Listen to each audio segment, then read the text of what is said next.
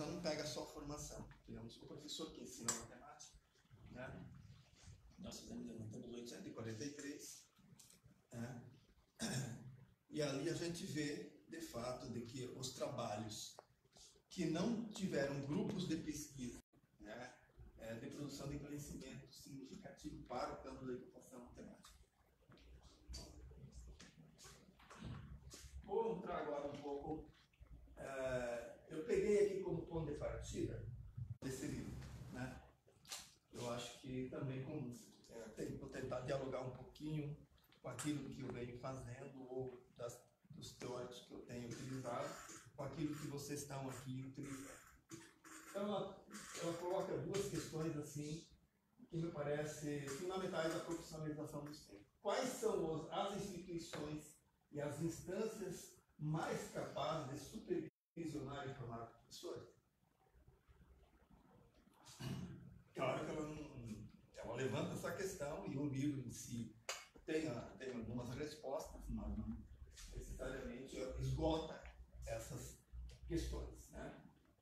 Quais são os saberes de referência da profissão docente e quais as pessoas habilitadas a defini-los, produzi-los, divulgá-los e transmiti-los? Eu achei, assim, duas questões muito importantes, fundamentais, né? Desde a primeira, as instituições e as instâncias, né, que nós temos aqui, sempre parece ter sido sempre a universidade, né?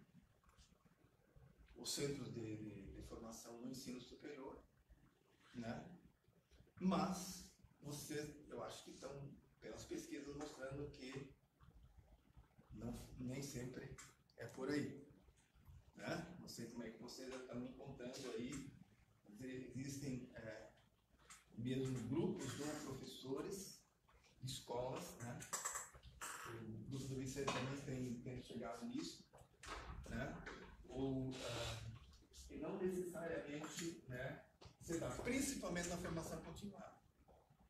E outra porque os professores aprendem na prática também, não só aprendem na formação inicial. Então, há um aprendizado que forma os professores, né? E isso é importante. Quer dizer, a prática profissional, né, contribui para a formação e a produção de conhecimento e saberes da docência. Não apenas o ensino superior, né? E o modo de produzir conhecimento situado nas práticas profissionais é diferente da formação inicial. Então, isso é importante, né? Digamos assim, destacar e investigar, porque muito do conhecimento que nós temos, ou produzido, sistematizado, é um suposto conhecimento profissional relevante para o exercício da profissão. Mas, na prática, né, há problemas e desafios que transcendem a esses limites. A prática é muito mais complexa do que a teoria pressupõe, que é o nosso serviço pressupõe. Então, eu acho que ali há um campo de estudo interessante que valeria a pena, por isso que fiquei interessado na matemática ensinada, né? Né? Historicamente. E quais são os saberes de referência da profissão docente? Né? E as pessoas habilitadas a definir, né? Aqui vem uma outra. Quem são essas pessoas habilitadas? Os pesquisadores? Os professores universitários? Né? Os professores escolares não? Né? Ah, obrigado. E os professores da escola não? Né? Quem está em sala de aula não? Eu tenho aprendido muito com os professores. O grupo de sábado é um grupo que a gente congrega professores da universidade, professores da escola, futuros professores. E confesso que eu aprendo muito, muito com eles sobre os saberes da docência, sobre dos saberes para ensinar e a ensinar também, né? E eles vão aprendendo nesse processo de investigação. Então, ali há E aí, quem são habilitados a defini-los, produzi-los, divulgá-los, transmiti-los? Penso que são de todos eles. Da universidade, pesquisadores, professores da escola também. Às vezes, há necessidade de fazer uma parceria, porque os professores da escola não têm condições, dadas as nossas condições e a nossa cultura, né, de não valorizar a pesquisa na sala de aula ou a pesquisa do professor. No Brasil ainda isso existe, mas em outros países não é essa. Na Finlândia, por exemplo, ou no Canadá, os professores são, né, valorizados, estimulados para que produzam, de fato, pesquisas, e muitos deles preferem, como ganham muito bem, preferem não atuar na universidade, não ser formadores de professores e ficar na escola e produzir conhecimento e pesquisa a partir da sala de aula. E é por isso que, por exemplo, Finlândia, né, é uma das que estão no top ali na avaliação internacional do inglês. Mas uma pergunta que eu faria aqui, que ela não colocou de partida, mas que no fundo está presente na pesquisa de vocês: como esses saberes vêm sendo produzidos histórica e socialmente? Então, vocês estão perseguindo, né? Vocês. Como esses saberes vêm sendo produzidos nas suas múltiplas instâncias, daí é para múltiplas instâncias, instituições, né? E sujeitos, né? Historicamente e socialmente. Socialmente, quer dizer, nos seus diferentes contextos, né? E atualmente também, claro, esse processo de produção está sempre explorado. Eu fiz a opção de focar meus estudos no professor, nas práticas pedagógicas dos professores, na formação dos professores, nos saberes. E nós tínhamos um grupo aqui, que era o grupo PRAPEM, que eu coordenava, Prática Pedagógica e Matemática, voltado também à formação dos professores, e o GPEC, que era o grupo de formação continuada de professores, que era da Faculdade de Educação, e nós fizemos aí uma junção entre os dois grupos, trabalhávamos na pós e trazíamos uma literatura nova que falava do professor reflexivo, do professor investigador, da própria prática. E aí buscamos uma boa bibliografia disso, discutimos nas disciplinas, nos grupos de pesquisa, e algumas teses surgiram por aí, e fizemos esse livro como uma forma de socialização, de sistematização. Mas o meu grupo, um subgrupo, questionava muito essa ideia do professor reflexivo, que não falava qual era o objeto. Reflete, se o professor é reflexivo, ele reflete alguma coisa sobre alguma coisa. E a gente ficava muito incomodada quando isso ficava diluído, né? Aquela ideia da formação mais geral, né? De pensar o professor como um profissional reflexivo da sua prática, mas não se tinha como foco, de fato, os conteúdos escolares, que é o objeto de ensino-aprendizagem da escola, né? Mas muito influenciado, é claro, pelo número grande de pedagogos que havia no grupo, né? Nós éramos da educação matemática, e aí e ali a gente faz fiz uma parceria com a Lindo de Souza Júnior, que é da Federal de Uberlândia, fazia doutorado lá no meu grupo de pesquisa, e o Melo, Gilberto Melo, era orientando o meu de mestrado, e que estavam investigando os saberes, os conhecimentos profissionais. O Arlindo mais preocupado com o professor que ensinava cálculo, né, nas licenciaturas, né, e a contribuição que ele proporcionava, né, para a aprendizagem do professor, né. Então formamos e publicamos o primeiro trabalho, que era nem lembro mais o título, né?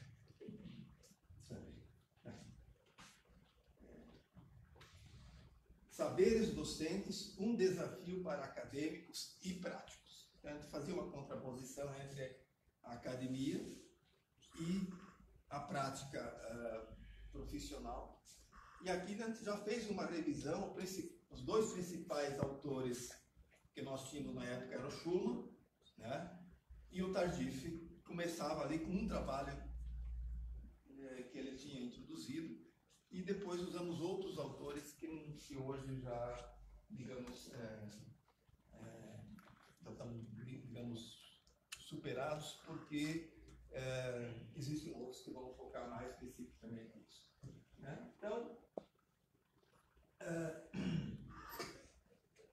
e aqui são outros dois trabalhos que publiquei, 2002 e 2013, né, onde eu vou colocar em questão esses aspectos. Basta saber o conteúdo para ensinar matemática? Né? Isso é muito comum ainda hoje nas licenciaturas. Né?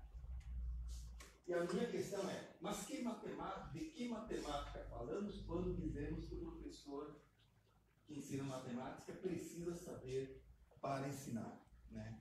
Quer dizer, que matemática é uma questão de fundo que vocês têm no eixo 2, 3 ali, né? Que matemática, né?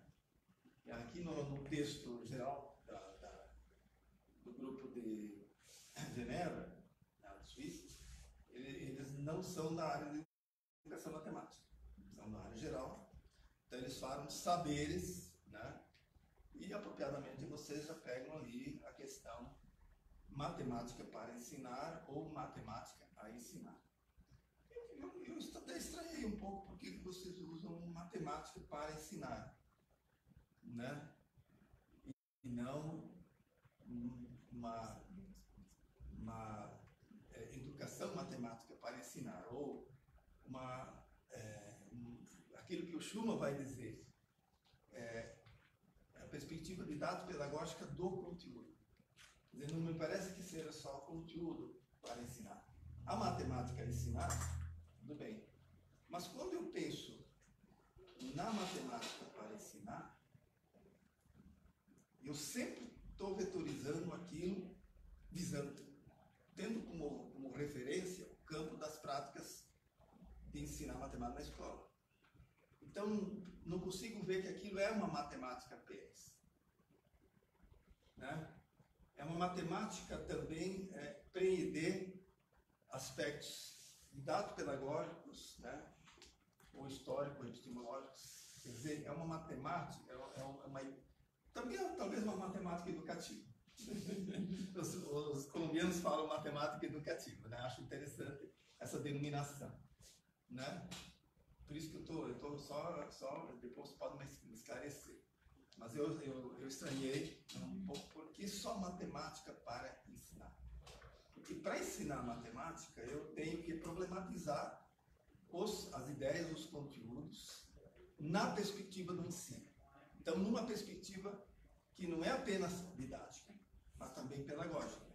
A diferença que eu faço entre didático e pedagógico, já tem publicado, o didático diz respeito à tríade, ao tripé, professor, ensino, conteúdo, né? Basicamente, os processos de avaliação, né, o planejamento associado a isso. E o pedagógico, eu diria assim, aqueles por que ensinar esse conteúdo, para quem ensinar, como ensinar na perspectiva de quem. Né? Como ensinar também, claro, pode ser da didática também. Né? Então, o pedagógico faz outras questões mais fundamentais. Por que ensinar determinados conteúdos ou não ensinar? Né? É uma questão que muitas vezes a didática nem se posta, nem se coloca. Quando ela se coloca, ela joga uma perspectiva mais política, né? Das finalidades do ensino. Eu ensino para quê, por quê?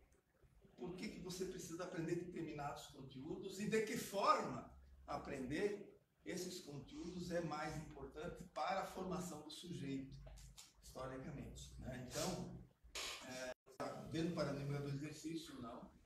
Posso trabalhar numa perspectiva tecnicista, né? Posso trabalhar numa perspectiva crítica, exploratória, investigativa. Né? Isso faz diferença. Né? Por isso que essa perspectiva de se apropriar de uma matemática para ensinar, o pedagógico e o didático não podem estar ausentes. É isso que eu estou querendo aqui discutir com questionar com vocês, né? Depois a gente vai ver isso, que está presente em Schurman, está presente em Tardif, está presente em Débora Bola e vai estar presente, por exemplo, em Carrídio, né, Horácio? E vai aparecer essas dimensões ali fortemente, né? Bom, vamos ver. A Dona Cyborg, né? É WD. Não conheço o pessoal. É homem ou mulher? É mulher. Mulher. Saberes para ensinar, saberes a ensinar. Aqui você já coloca matemática para ensinar e matemática no experiência docente serve para orientar a pergunta. Como esses saberes são produzidos? Como são articulados na formação docente e na prática profissional? Eu lembro que você falou que esses eixos não são eixos independentes. E era isso que eu queria saber. Tem alguma pesquisa que tenta investigar a inter-relação, que passa pela inter-relação entre esses eixos? Claro que, metodologicamente, a definição dos eixos é fundamental e importante. Na prática, as coisas não são assim. Quer dizer, há uma relação entre a matemática a ensinar e uma matemática ou uma educação matemática para ensinar.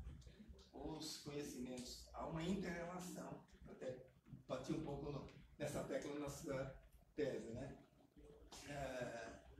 Não dá para separar. Embora você possa optar por investigar uma dessas perspectivas, como é uma pesquisa na educação, não pode desconsiderar essa outra dimensão. Tem a ver. Eu não consigo pensar o ensino de álgebra, né, ensinar álgebra, sem que eu tenha domínio. Aquilo que eu falei antes.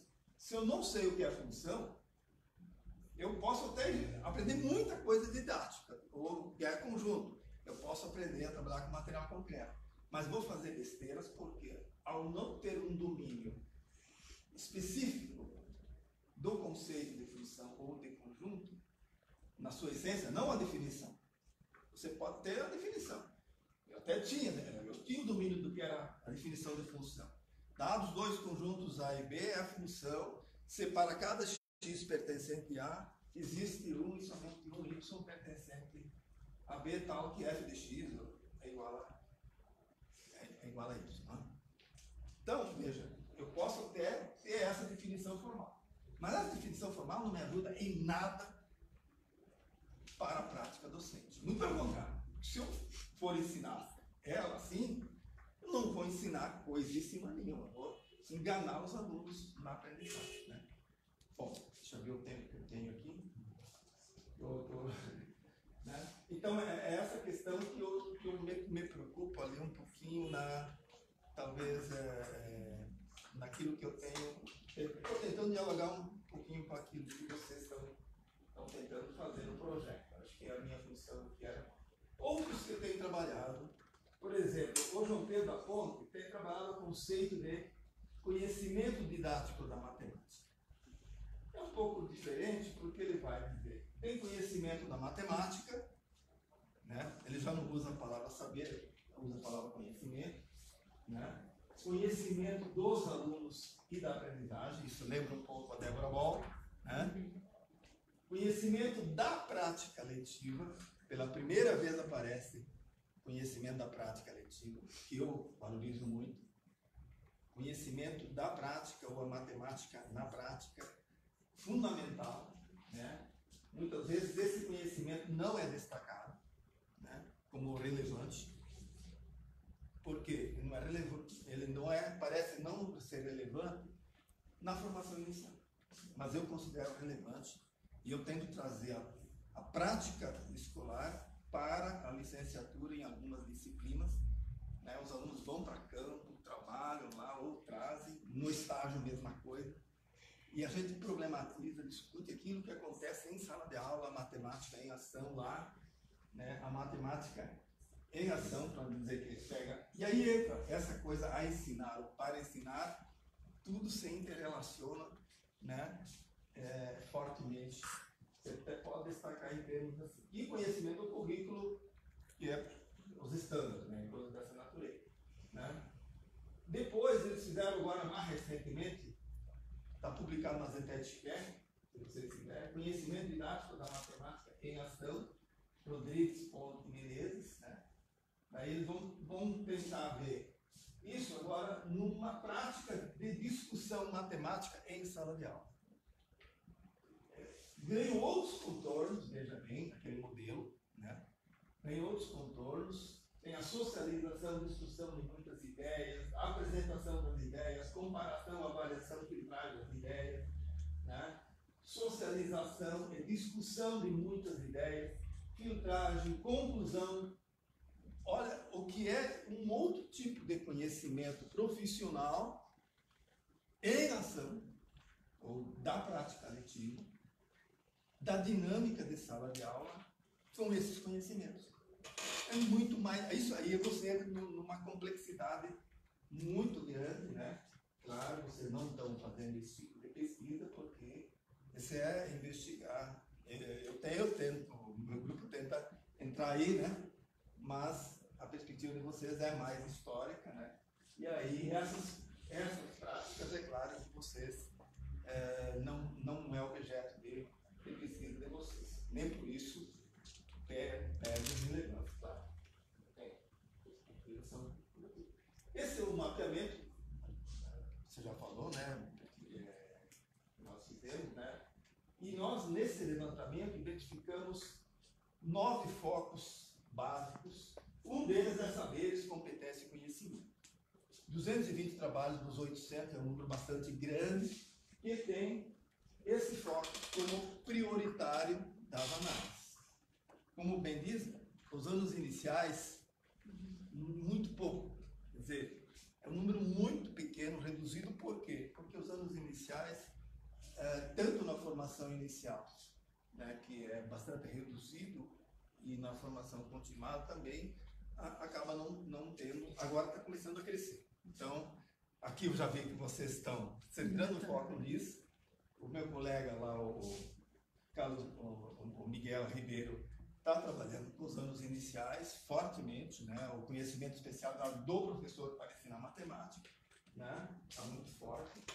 A aprendizagem docente, desenvolvimento profissional, que tem relação, quando você diz assim, aprendizagem docente, é um termo geral. E ali a aprendizagem docente é a aprendizagem de conhecimentos, ou de saberes. Então, embora esteja aqui separado, na verdade vai depender, porque tem uns que vão ligar com a identidade, que é de 34 trabalhos. A identidade. Tem uma parte aqui bastante interessante do grupo, que eu concordo, com o estudo da identidade, a partir do professor que se dedica ao ensinar matemática, principalmente nos anos iniciais, e ele se destaca, ele vai adquirindo uma certa identidade que ele é atribuída e que ele depois assume, né? A identidade sempre não é algo próprio de cada um, mas também a identidade é atribuída por outros, né? E você adquire e assume essa identidade em função dessas atribuições que o próprio grupo tem. Então, aqueles pessoas dos anos iniciais que se destacam mais em matemática, acaba adquirindo uma identidade.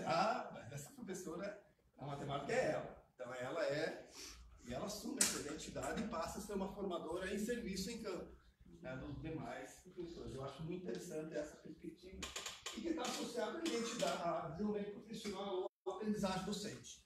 Dá para trabalhar essa relação direta. Concepções de crenças, o formador de professores tem crescido muito ultimamente, vários estudos. História do professor que ensina matemática, ou história das instituições, também tem o grupo de vocês, e o grupo do Vicente, são 2 grupos, digamos, que estão hoje dominando, né, os estudos nessa área, mas não existem outros também. Disciplinas, constituições, programas, né? Outros, práticas de tipos profissionais, condições, características, performance, são vários focos. E nós não temos mais a formação de professores como foco, mas o professor que ensina matemática como foco, requer uma formação. Então, no núcleo central, nós temos a formação inicial, a formação continuada, a formação inicial, que é a formação contínua, que põe um pouco as duas aí, e há outros contextos identidade profissional, os saberes do professor, que não necessariamente serão voltados com a formação, mas aqueles que ele ou a identidade, né, que também é objeto de estudo do campo, como tem mostrado Maria Andréia Gatti, são estudos que surgem nessa área.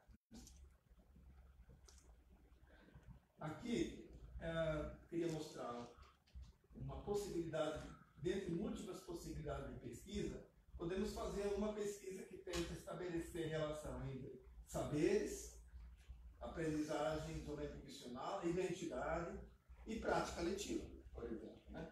Então, e tentando dialogar com outros autores. Bom, Schumann já dizia, em 1986, então são 7 categorias, porque ele vai colocar 7 em 1987. Mas em 86, ele se notabilizou por focar a questão do conteúdo. E quando ele fala do conteúdo da matéria de ensino, ele não é da matemática, ele vem mais ter uma formação em biologia, né? E mais preocupado com o ensino. Ele vai falar conhecimento do conteúdo da matéria de ensino, que seria o conhecimento a ensinar, ou também para ensinar. E aí, eu acho que deve reunir os dois, né? Não sei. Aí já, vocês aqui estão especialistas na área. O conhecimento curricular da matemática, claro, o conhecimento matemático. E o conhecimento pedagógico do conteúdo. Ele vai falar o didático pedagógico do conteúdo, que é um conhecimento que eu penso que seja aquilo que vocês estão chamando para o ensino. Né? Então, é um conhecimento fundamental que o professor tem que ter para ensinar. Então, eu vou ensinar álgebra, eu tenho que ter um conhecimento pedagógico desse conteúdo, das potencialidades dele para a formação do pensamento matemático do aluno, para o desenvolvimento intelectual dele, para que ele possa... Né? Então, eu tenho que ter esse conhecimento fundamental. O Tardif já vai falar como sociólogo do trabalho, ou do trabalho docente, né? Formação geral. Ele vai dizer que os saberes docentes na verdade, uma amálgama de saberes, formando uma teia mais ou menos coerente e imbricada de saberes científicos, oriundos das ciências da educação, dos saberes das disciplinas e dos currículos, e de saberes da experiência e da tradição pedagógica. Isso é interessante porque ele vai acrescentar saberes da experiência, porque ele é um sociólogo do trabalho, então ele olha para as práticas profissionais, e tradição pedagógica. Tradição pedagógica é aquilo que vocês têm entrado aí, investigado, é aquilo que vai ser constituído com uma certa tradição, um certo tempo, até que vem uma outra tendência, tenta desconstruir aquela, aí entra em conflito, em tensão, né? Uns debatendo para tentar introduzir, outros que tentam reagir, são mais conservadores, né? Mas essa tradição pedagógica continua prevalecendo. Então, quando alguém falou aí dos meus textos lá, alguns modos de ver e conceber, né? Eu passei, claro, eu fiz aquele texto baseado muito no diálogo entre as tendências que havia no ensino, da história do ensino, muito baseado no Saviani, né? E naquilo que eu vivi enquanto aluno, professor, eu passei por aquelas tendências todas, né? Hoje já faria diferente aquele texto. Estou destacando, por exemplo, rompi também com a tendência histórico-crítica, já não sou, não tenho mais essa perspectiva. Na época lá eu tinha uma boa perspectiva, hoje já não, né? Porque já avancei meus conhecimentos e mostra que o buraco é mais embaixo, entendeu? E entro também aqui. Já o Schumann, depois ele vai introduzir também o currículo, vai introduzir da prática, os saberes da prática, etc. Esse aqui é bem conhecido, né? Temos aqui você também tem, que foi o teu orientador, Alessandro, né? Que trouxe essa perspectiva da Débora Boll, né? Que chama o ovo da Boll. Mas é interessante, por quê? A Boll vai pegar o Schumann, que que era a referência básica, mas o Schumann não era um educador, não era um matemático, educador matemático. Ela sim, uma educadora matemática, tendo uma dupla formação na área de linguística e também matemática.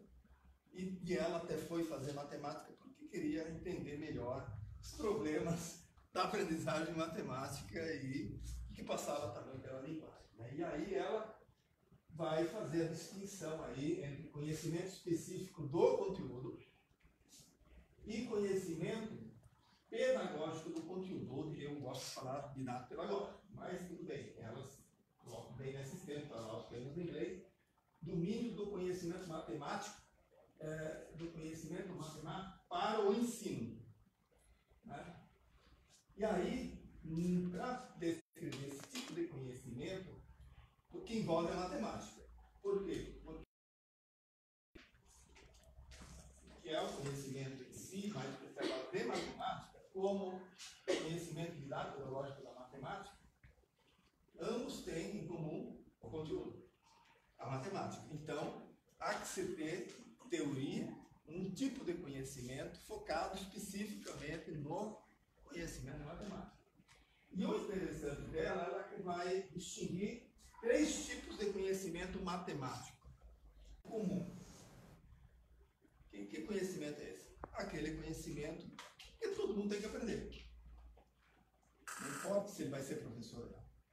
É conhecimento comum, todos vão fazer. Conhecimento que ela vai ser comum. Para ser professor, não basta saber esse conhecimento comum. Nosso problema no Brasil é que, principalmente nos anos iniciais, é que nem o comum os professores têm o domínio muitas vezes. E aí já é um problema. Mas, para ensinar, obviamente, ela vai dizer, precisa ter um conhecimento especializado de matemática, que ela vai chamar de conhecimento especializado de matemática, né, para ensinar. E conhecimento do conteúdo no horizonte, que é assim, é um conhecimento para além daquilo que são os conteúdos escolares, para você ter uma ideia da matemática, que é um conhecimento que não é o conhecimento a ensinar, e nem que você vai ensinar aquilo, mas se você tem esse conhecimento mais amplo, por exemplo, eu sempre dou a ideia da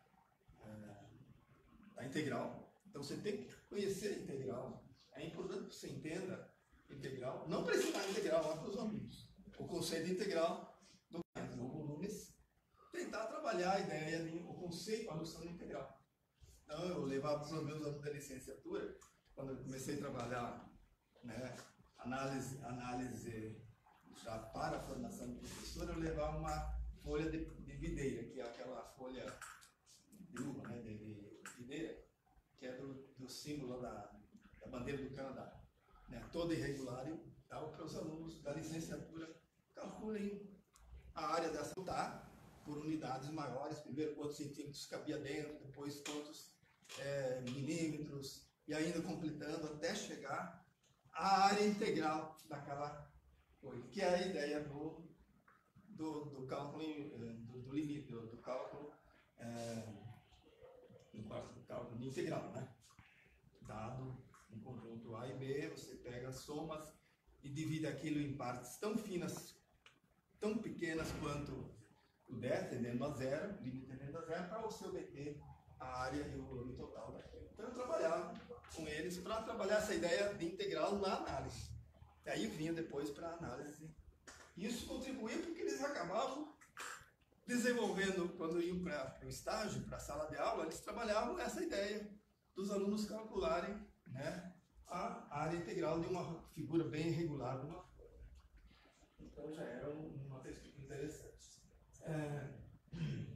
Conhecimento do conteúdo e dos alunos, aí vem o outro lado, que é o conhecimento pedagógico do conteúdo.